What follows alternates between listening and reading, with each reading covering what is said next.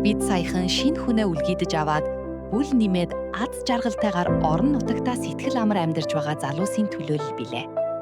Хотын чимээ шүүгэн, тоос шороо, стрессээс хол булган сайхан нутагтаа амьдрах сайхан.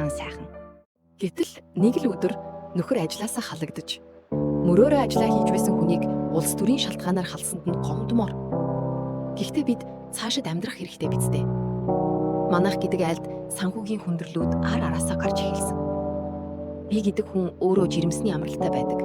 Саяхан төрсөн болохоор улсаас өгдөг ээжийн 50,000 төгрөгөөс цаашгүй.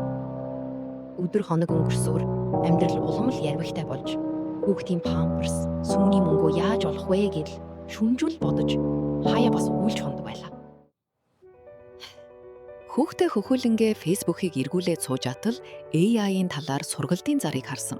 Сургалтын төлбөрийг асуудал нэлээд өндөр юм а. Яг бэлэн байсангүй.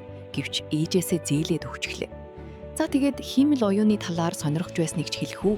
Эхний өдрөөсөө л хичээлүүд маань үнэхээр сонирхолтой байж надад олон зүйлсийг хийх сэдлийг төрүүлсэн юм. Би өөрийн пэйждээ хиймэл оюуныг ашиглаж шин өвөрмөц дүр бүтээж контентийг ар араас нь хийж эхлэв. Мэдээж бүтээж хичээж байгаа хүнийг урхан хардаг гэдэгт итгэдэг хүн болохоор анхны захиалгууд орж ирж намайг баярлуулав. Хиймэл оюуныг ашиглан төрөл бүрийн төлөвлөгөө, постэр, бизнес санаа зэргийг гаргуулan жинхэнэ өөрийн туслах шиг л ашиглаж эхэлсэн дээ.